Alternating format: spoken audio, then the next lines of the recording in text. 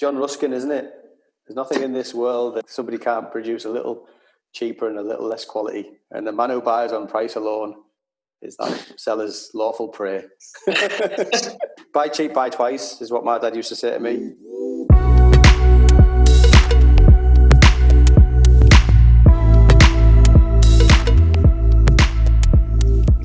Yes, you want good value, but ultimately you've got to get the right tool to get the job done.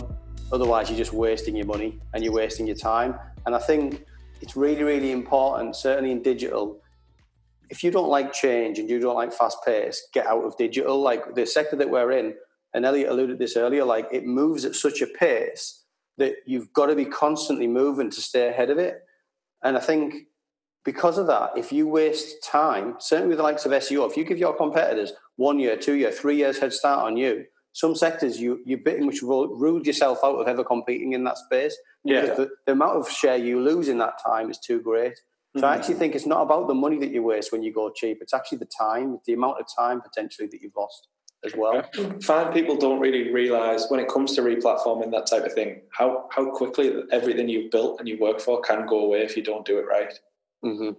Especially with the SEO and that type of thing, it can be it can be an overnight job in some cases when it comes to, say, that replatforming, moving that SEO over.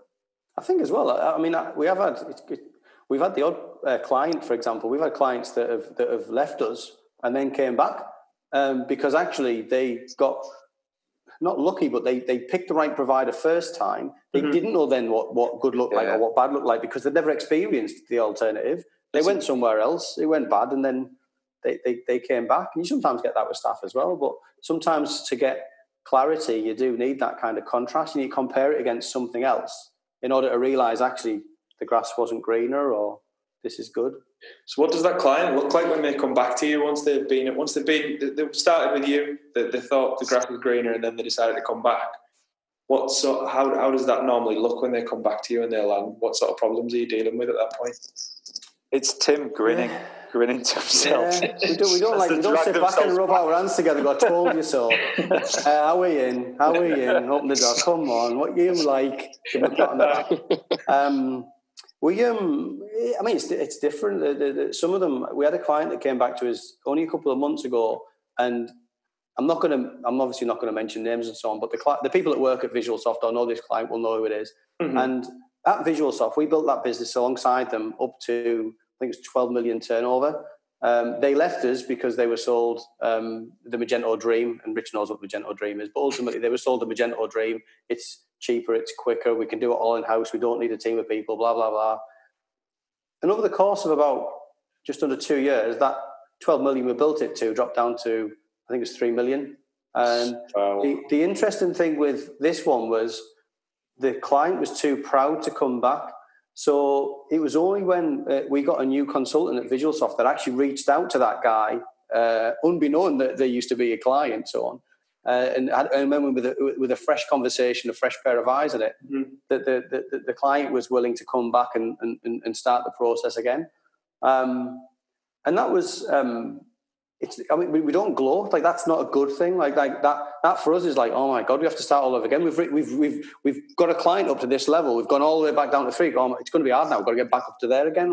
Starting that process again. For some people that left and came back quicker, we've had some clients that came back within like a month or 2 months. It's not as bad.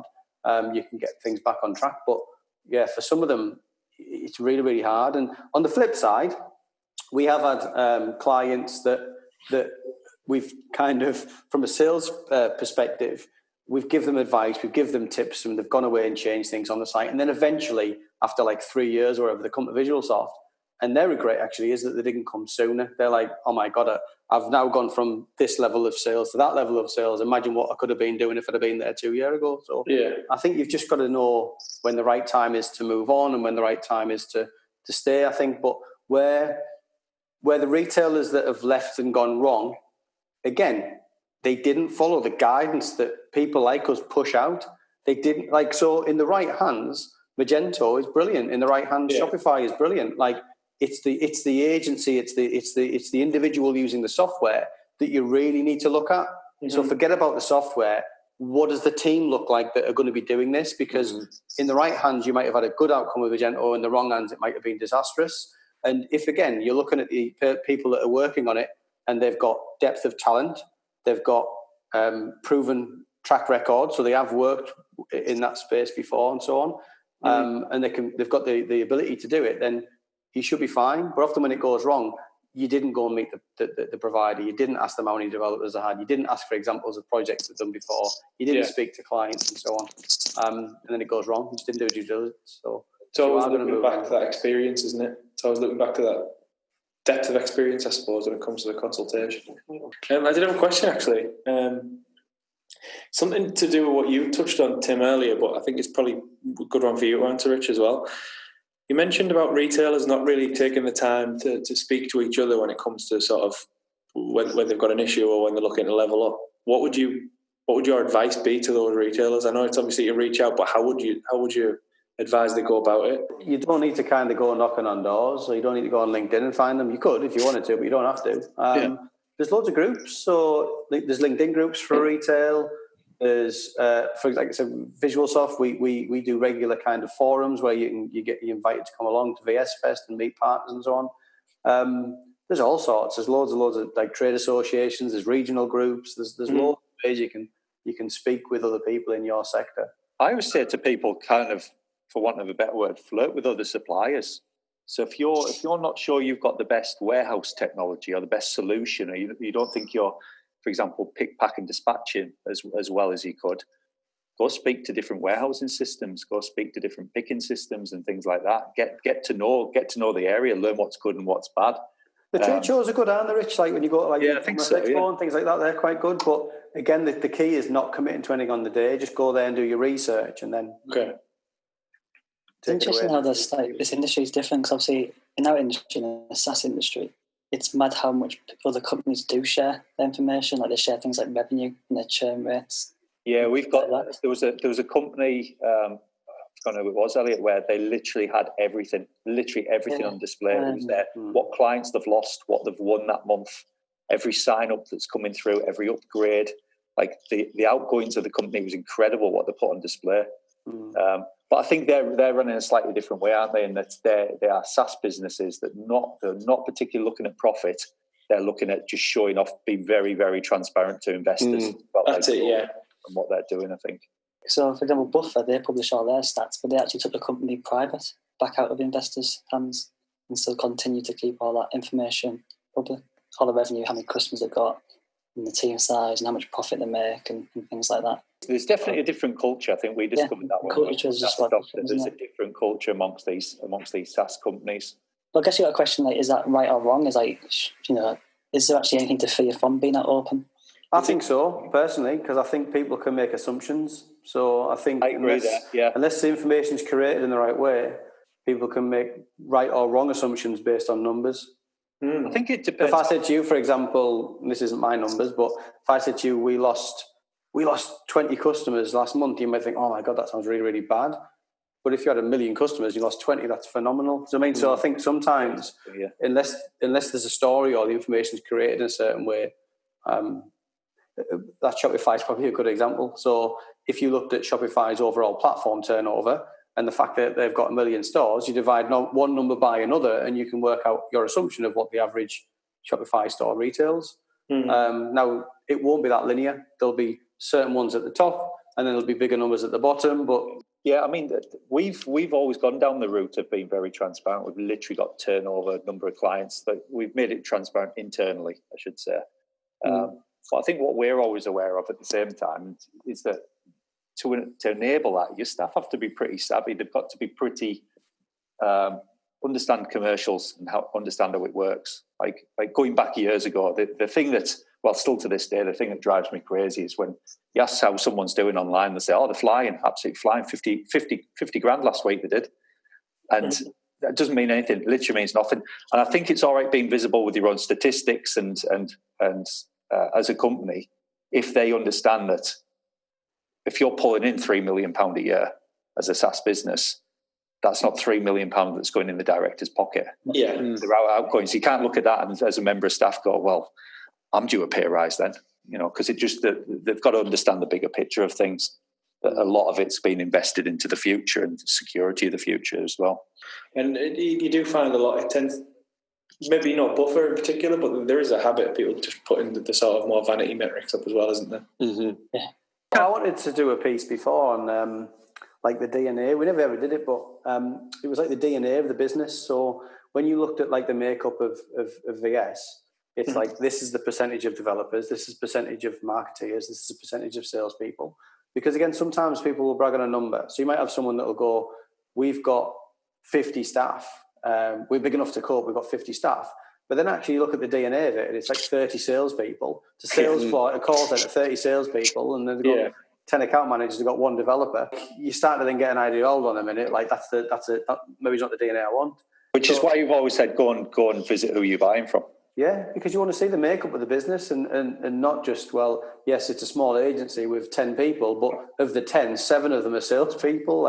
And you'd be surprised at how often that is the DNA. And when you turn up at the office and say, well, who's the programmer? And they point at Dave in the corner, and you say, well, who's the designer? And they point at the same guy. And who's the guy for support? And no, it's Dave. He does all that stuff. Like, start worrying. We needed Dave. Yeah, get more Daves. Just moving on to, I guess more towards your background and your passion. Really, we'll come on to LinkedIn in a second. From a sales perspective, do you find in the last 10 years or so, when it's really, I guess, geared up with VisualSoft, you'd probably say it's 10, 12 years where it's really accelerated in terms of e-commerce. Do you feel as though the sales pitch has changed? Do you feel as though there's been an evolution of that? Yeah, I think the landscape's changed. I don't mean the e-commerce landscape, I mean the sales landscape's changed. I think for me, we probably spent the first 5 years figuring stuff out through trial and error. So we would try it one way, try a commission scheme, and it didn't work. So we changed it to another one, didn't work, changed it, didn't work. So like for the space of kind of the early kind of sales way back 15 years ago, whatever it was, like it was very much trial and error. And then eventually through refinement and constantly kind of getting better, and we evolved, I guess. And now we have like a really solid process. But the interesting thing for me was about 5 or 6 years ago, maybe as it was, and I started getting into audio books and looking at the background of sales and techniques, whether it's negotiation and body language and all that kind of stuff. Started really getting into like the psychology and the book smart side of things. And I stumbled over a book called Predictable Revenue, which was it was the guy that built the sales for Salesforce. And actually, if I'd have read that book 15 years ago, I wouldn't have gone through all of that pain of trial and error, because where we'd ended up to by trial and error was pretty much what he'd wrote in the book about isolating your core roles, making sure SDRs are focused on prospecting and your BDMs are focused on closing and having the right data and all that kind of stuff. So we kind of gone through this process and eventually got to there. And I would say that one single, I've done like 30, 40 books out, that one particular book, it was kind of like 70% of what we'd figured out the hard way. And I think that's where a lot of salespeople, people that are new to sales, they get it wrong because they come in thinking they know it all when they don't, or they come in thinking that there's a new way of doing things. And I think a lot of the time you can fast track now. You can do books, you can train, you can learn. And rather than doing it the hard way, like me of having to be in sales for nigh on 20 years, you can get really good in a really short space of time if you get the right advice and you read the right bits. So at VisualSoft, we have a sales library, a little shelf full of all these different books that I've done over the years. And in each of the books, there's probably 10% value. But actually, you take the 10% of each of them, and you've got a really, really strong proposition. So what I normally do now is if people come to me and say, I've got a particular sales challenge, whether it be closing or whether it be lead gen or whether it be body language or how to command a meeting or anything like that, I'll say, right, well, there's a book, there's an audio book, go and do that. But the things I need you to listen out for are this, this, and this. Yeah. Actually, when I do my sales training, I have my own training program, I guess. It's all of the 10% in one bundled up thing. Okay. So it allows me to onboard and train new recruits without them having to go through all the long stuff. I can just give them, right, these are the gems, these are the golden bits. And in terms of the landscape's changed massively. So years ago when I got into sales, because you didn't have access to information, you would have call centers or people knocking on your door, and they were just lying. They were saying that we were the cheapest energy provider, or we can do A, B, and C. Yeah. And it was just lies. Now, because you didn't have access to information, you were then more likely to get ripped off, and it was buyer beware. So you then ended up with people having a really negative experience, and therefore negative connotations. And to this day, sales is still a dirty word. Now, that's probably strange coming from someone that's got sales in his job title, but it is. Like, I even do it myself. Is it a sales call? Tell them I'm not in. Like, you still associate sales with being drummed into you that salespeople are sleazy, the pushy, the this, the arrogant, the extrovert. Like, all of the negative connotations of sales, they're still there as an undertone. Over time, it's getting better and they're getting edged out. And one of the things that I try to do is educate kind of people on what the new world looks like versus the old world. And actually the landscape now is seller beware. So now that the buyer has as much access to information as what the seller has, you can't blag, you can't cheat, you can't steal as easily as what you could years ago. So blaggers quickly get caught out. And I'll give you an example of that. I went to buy a car, and Richard will be laughing here because he knows we're always looking at cars. So I'm always looking I'm never even in the market for a car. Please don't ring me and try and sell me a car. Like, I'm not in the market for cars, but I'll always be looking at them. But I did go to buy a car, and when I went to buy that car, the salesman was saying to me, it does this mile per gallon. And I said, no, it doesn't. It does this. And he was saying, and it's getting released on this date. And I was like, no, it isn't. It's getting released on that date. Like, I genuinely knew more about that car than the guy at the dealership. Now, the reason that was, it's not because I'm an absolute nerd on that car, even though I probably was a bit. But the reason that was is I only had to research that one particular car. Yeah. And in Google, everything about that car was released in Google even before that car was released. So you can research it, you can watch YouTube videos and so on. Now, when you work at a dealership and you have to learn 100 cars, you can never learn as much about that little nerd that was just interested in that one particular car. Yeah, and it only takes that one comment offhand, doesn't it? One fact that's incorrect to throw you off as a buyer. Yeah. Well, your trust's gone. And the issue you have there as well is I then start to think, well, I don't need this guy. I don't need him to sell me a car. I know more about him than what he is. He's going to add no value to this relationship. I might as well go buy it on the internet. Yeah. Now, that's ludicrous. You know what I mean? Like, in most encounters, when a salesperson is there to serve and to upserve, not upsell, and to advise, it can be really valuable so that they can actually say, well, I know you were going to buy this, but this one's better for you, and I'll tell you why. It's because of this, that, and the other. And I know you thought you needed one of these, but did you know it was going to do A, B, and C? Yeah. And also, have you considered X, Y, and Z?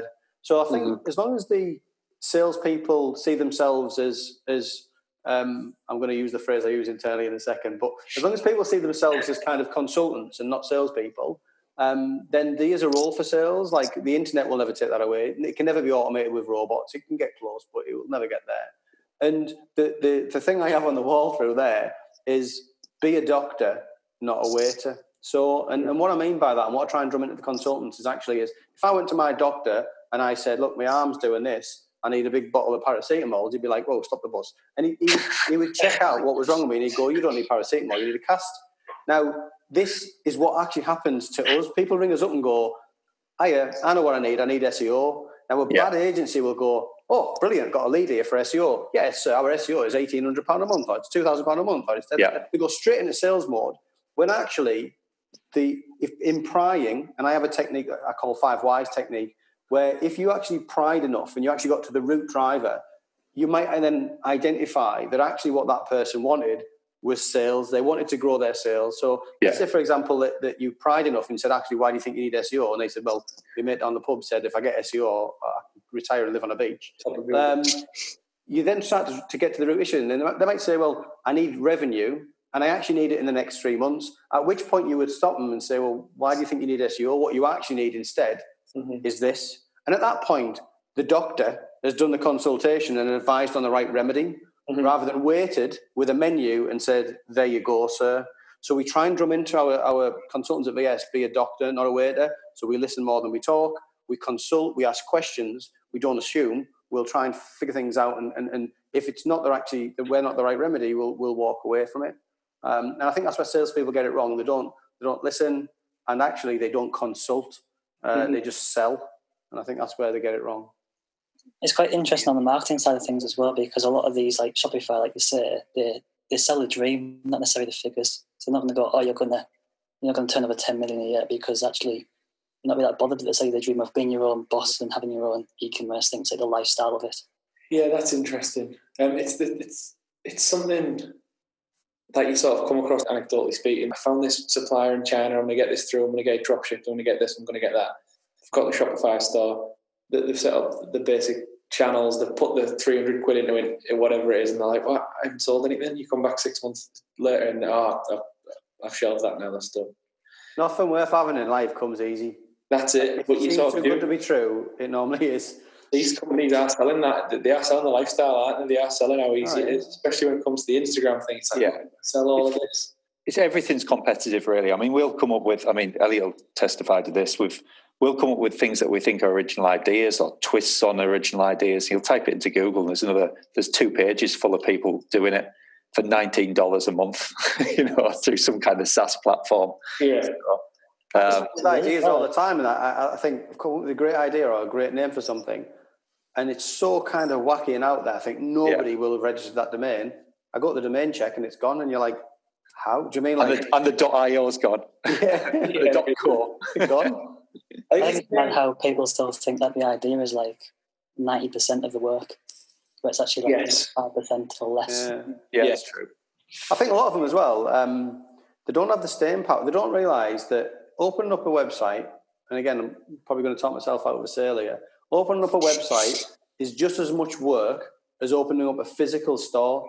Yeah. So if you couldn't be bothered to go and open up a physical store on a high street, don't be bothered to go and open a website, because actually when you look at how much time and effort has to go into buying the products, taking the photos, merchandising, setting your site up, doing your marketing, and all that other stuff that you need to do that you would do in the real world retail, it all applies online. You have to do all the same amount of work. Yeah. And I think where people get it wrong is they think, I build a website and I'll be a millionaire next week, put my feet up. Exactly. I think people are desperate to be, especially this kind of Instagram generation you've got now. People want instant success. And it reminds me of that event we went to. It was, should we just say it was along the entrepreneur kind of theme. Yeah. The Excel in London, where there was about 4,000 people, most of which were scrambling over each other to sign up for these absolutely random courses, weren't they? I've never seen anything like that. Get rich quick schemes, wasn't it? It's just kind of like they're that desperate to get rich quick. Yeah. It blinds the judgment. Whereas if you actually thought about it rationally, you'd be like, we went to one of these, it was years ago, wasn't it, Rich? We went to one, and while we were sat there, we actually turned to each other and went, who on earth is going to jump up and pay for this? Who's going to fall for this? It was all very Americanized, wasn't it? And then he went, right, my credit card taker's ready at the side. 10, 9, 8, 7. We were looking around going, no one's going to get up. And then literally when he went to 1, 0, stampede of people down at the front, you're like... Yeah, incredible. It was incredible. And you'd think people would see through this, and you'd think that they'd read up enough on it on the internet and things. That's why I like just touching on more on the social side of things. Quite like the Mike Winnett stuff. Out there, like the entrepreneur stuff and the 11x stuff that he's done. But he's about the only person that I've really seen exposing it. I think he started a bit of a trend on it kind of exposing these. Needed doing, didn't it? The worst bit is they're preying on the people that actually can't afford to do it. A lot of these people that are falling for it, they're getting into debt, they're getting credit cards and things like that. When you look at it, it's not like really wealthy people thinking, I'll get even more wealthy. A lot of these people that are falling for these scams are actually, this is all their money in the world, and they've borrowed it to go on to these kind of, like you say, I'm not going to name names, but you know they are. If you follow Mike Winnett and look at the entrepreneur stuff he's doing, you're a bit of fun. I think even he's had comments below, though, where they've laid into him because he's bashing it. You see a lot of these ones where it's like investing and trading, where it's like, I've produced this course on how to trade and make loads of money. They're mainly either property or Forex. It's normally one or the other. Mm-hmm. Yeah, Shopify's the same. Like, I think even probably their marketing stance themselves is like, it's this easy to set up a store in just one day, and you got your own business, and you got all these YouTubers online doing. I think the difference though, I went to 10 million in 30 days and all of this. I think the difference though with Shopify is they sell you the lifestyle dream. So they say you can be your own boss and you can have your own store, but they're not putting pound signs on it. They're not saying you could earn all this money. You can be a millionaire. Like, whereas these ones that are doing the Forex and doing the the property ones are putting pound signs on it. They're literally saying you will earn this amount of money in this amount of time. And passive income. Yeah. It gets quite dark in that, because obviously people, when they're in these situations where they're willing to pay that money, they're probably in pretty desperate. They're probably in pretty desperate situations as it is, and they're just getting preyed on for whatever they've got left. Maybe it's the last chance at the last crack at actually making something of the business, or make something of their life as a business person. I don't quite understand it anyway. Like, why they're doing like if they know they're that good at trading, why are they teaching other people how to do it? Well, that's the question. Exactly. That's it. But on the flip side, you do have the success stories. So we have had people that have come to us from nothing, and now they turn over multi-million-pound businesses. But they'll tell you it wasn't instant, it wasn't quick, and it wasn't easy. They'll be working late nights and weekends and like they weren't doing it alongside a full-time job. Do you know what I mean? Like, this was their life. I'd probably argue that there's more moving parts than a physical store as well. Got to deal with that. You still got to deal with staff. You got to deal with warehousing, potentially quicker throughput of products. On the high street, you might have, if you're lucky, one or two competitors in the same street selling the same thing. Like, pretty rare.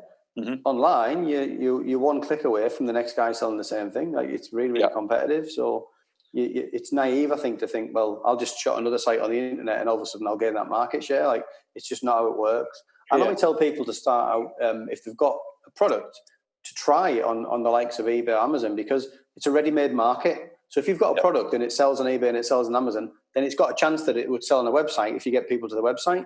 Mm-hmm. If you've got a product that you put on eBay and Amazon, nobody buys it, then there's either a problem with your product or the problem with your price. Because given the amount of eyes that are on those marketplaces all of the time and buying product, like, if it's still not getting bought, then I would start to query whether or not you've got a business. Yeah, I'm of the belief with marketplaces nowadays that you need to be almost like the wholesaler, or you need to be the importer of that product, or you need to be the brand, because you've got to have that level of margin in there. By the time you've dealt with sellers' fees, you've absorbed postage most of the time. You've got returns, you've got damaged goods and things. You're having to buy in batch quite often. You've got all these things to absorb. Usually, there's very little. People are just churning. They're just churning money. So it's almost like you need that extra level of profit or margin in the product to get away with it on the channels. But at the same time, if you've got a website, so let's say, for example, eBay were going to charge you, for easy maths, 10% to process that order. Yeah. And that was they've done all the marketing, everything for you. So if you've got a website, it's no good going, well, I've got a free website, therefore I'm going to get free sales. You're going to either put time or money into driving footfall to that site that then results in the transaction. Yeah. The difference with a marketplace like Amazon or eBay is they've done all of that for you. Yeah. And I think that's where a lot of people get it wrong. They think, actually, well, I want to get away from eBay now because I'm having to pay them 10%. I want to go to something where it's nothing percent. But actually, there's never anything that's nothing percent. There's always a cost somewhere to the marketing. Then at some point down the line, I guess that counter argument is they haven't become your customer unless you're quite sneaky with it. Both know ways that you can get around that. But as a long-term strategy, where you're not trying to do things below the radar, it's always Amazon's customer. It's always eBay's customer. And I think that's why it's a good place to try, because it's good for proof of concept, and it's a good place to drive cash flow. But you're right, you're not necessarily building your business, you're just fulfilling orders. Yeah, it potentially gives you more buying power because you're selling more volume. And it's good to get going with as well. It's good to kind of get the processes in place. Instead of you sitting there with a website where it tends to be a slow burn getting moving with a website, but a lot more longer term investment. That's where your value of the business is. It's your website. But it gets the other thing as well, Laurie, processes up and running. What you'll find is, let's say, for example, we had 100 products. So we've got 100 individual products and they're all different. Yeah. Product 1, product 2, product all the way to 100, yeah? What people often think when they first get into retail is they go to their supplier in China or whatever and they buy 100 products. Yeah. Thinking, I will sell 100 products. Now, what actually happens is they sell out of product number 1 to 5. Yeah. And they get lumbered with product number 75 to 100 and it ends up being what's called dead stock. Yeah. So actually, in terms of finding out what particular colours or sizes or products might work well. That's true, yeah. Good to actually get an idea. Then when you go back to buy your next season's product or next year or whatever your reorder process is, what you then do is actually you say, I don't want one of each of 100 products. I want 90 of product one and a mixture of the rest. Yeah, that's right. So you go in then with a different strategy based on the product that you know you're going to have the most demand for. It's like accelerating your testing, really, of the market. Yeah. Just proof of concept. Yeah. It's dangerous to become over-reliant on marketplaces as well. I mean, as we saw with Amazon just starting to refuse FBA orders recently.